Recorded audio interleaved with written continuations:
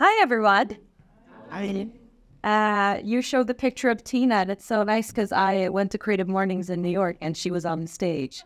And Veronica actually met you there as well.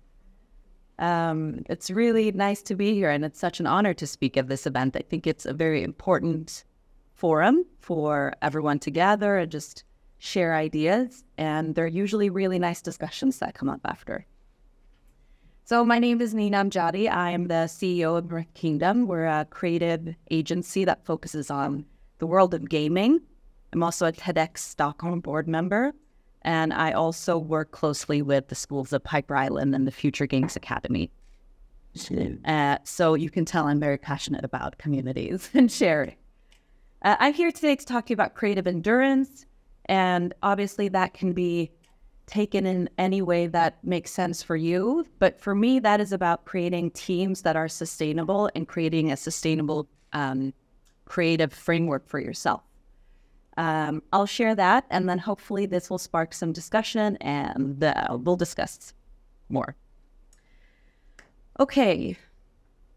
It can't just be me that feels a little bit overwhelmed with the current situation in the world. Not only is the socio-political situation pretty grand and for everyone to see, we have technology that is completely throwing us for a loop because it's changing our behaviors and our clients' behaviors and our families' behaviors constantly. We also have the economy slowing on top of that. And then you throw also a desire to succeed from your own personal self. It's not easy. But despite that, some teams are still thriving. Some teams are still figuring it out, and some are not. And you know the kinds of teams that just operate seamlessly together. They just really efficiently work, and then you have the other teams that barely get to anywhere. And sometimes you have these two different teams outside of the same company. Sometimes they're just completely different companies. But some teams just seem to produce, have fun, and be successful. And they would say that these two teams probably would say we're working equally hard. But why is it that these guys are more successful?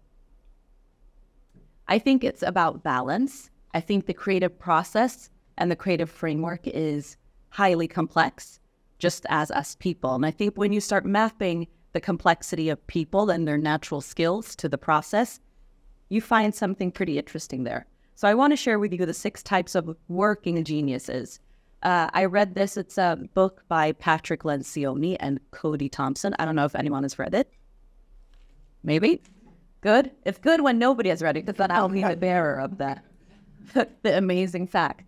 So basically, he talks about the natural skills that creative people possess, or even just, not even just creative people, just ordinary people, if I can say that. And I'm going to share those with you, and I'm going to tell you what the framework exactly entails. So the first version is the wizard, and this is a visionary person who kind of effortlessly comes up with new ideas and is innovative. And you probably have one of these on your team or know someone who's like this, constantly thinking of new ideas. Even if it's a meeting to decide, where to go next, they're still brainstorming new things to do. And then you have the engineer. This is a very analytical thinker. This is someone who really thinks of it from a practical standpoint. Is this really feasible? How would we do it? You have an arranger. This is someone who's more kind of an architect, maybe. They're orchestrating everything to come together. The producer. They drive the day-to-day. They make sure they follow up. They hold people accountable.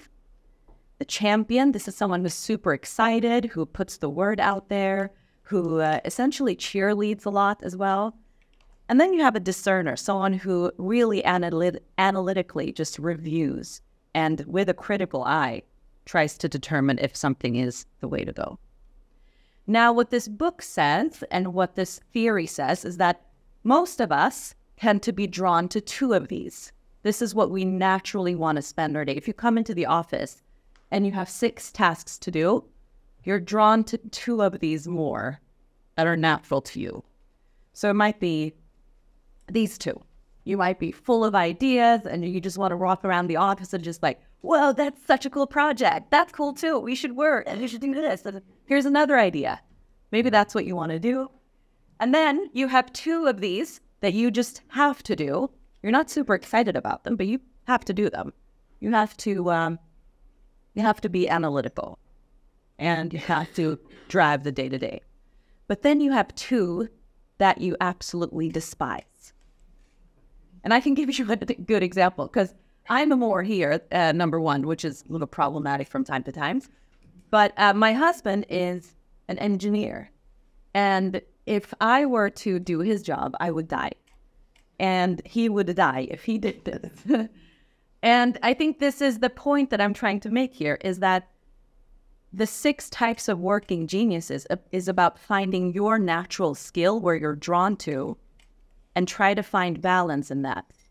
Most people tend to burn out when their day-to-day is sucked into the 2 that they feel less passionate about.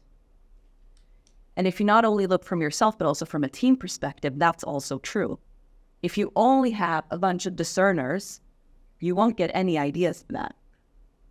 And the same thing for the team energy. So somebody in here might be a producer and a discerner, and that's totally fine. There's no right or wrong here. It's just about understanding, and I'm encouraging you to think about who you are.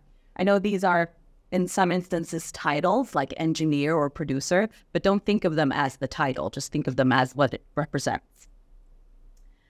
So the key here is to map this out to a classic creative framework. I know everyone has their own. There probably is 4 Ds of some sort, but this is a classic one. There's a mess finding, fact finding, some problem finding, and then the idea finding and solution finding, and then some sort of acceptance finding. This is a standard creative process. This one's actually from 1997, but we all have a version of this in our own mind. Now you can try to think of your teams if you are managing teams, or if you're in a team that you want to help, and think about what kind of characteristics do I have in my team, and what do I need throughout the process of creativity? Once again, if you map these correctly, you'll have more energy and momentum. So I think it's really about finding balance, and building endurance is about having balance. It's about having the opportunity to stay inside of your natural skills and passions. I think this also helps with self-awareness and growth, and avoids a lot of frustration at work, frustrated colleagues.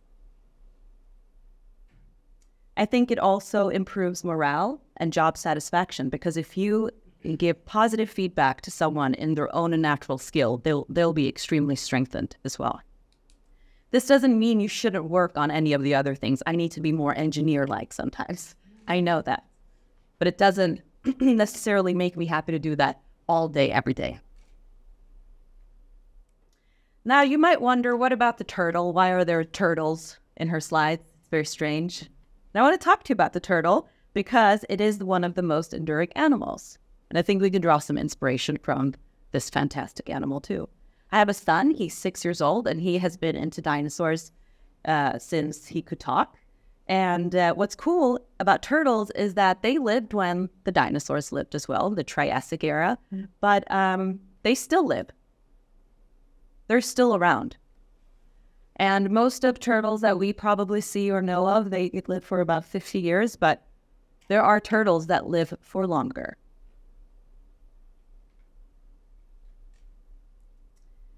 There's my dinosaur reference. I was too soon.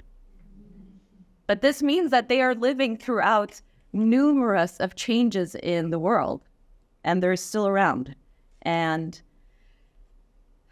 they also travel long distances. In one of my pictures there, we saw little baby turtles on the beach. It's actually crazy how they hatch on the beach, and then they have to take this extremely dangerous path down to the shore without being eaten by birds. And once they're inshore, they have to pass the big waves to get into the calm part of the sea. And then from there, they have to cling on to the right type of seaweed to travel for the first part to get to the current. And then from there, so it's a lot of things that has to match up. but they travel very far from feeding to nesting grounds, and that requires a lot of stamina. But something that they always do is that they move slow and steady, and that they never try to really change what their strengths are. So if we look, this should be another slide there, but if we look at the picture of the Lego lady again, that was all broken. If that's you sometimes, I would encourage to think about what you need. Where are you spending your time? Is it more in the areas that you actually don't naturally are drawn to?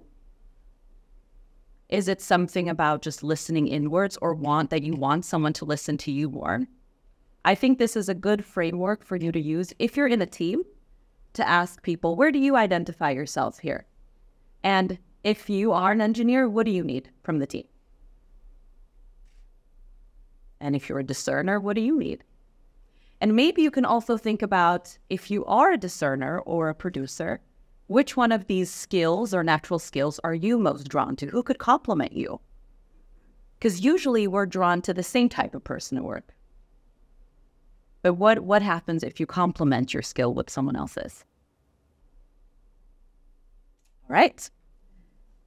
Thank you for letting me share.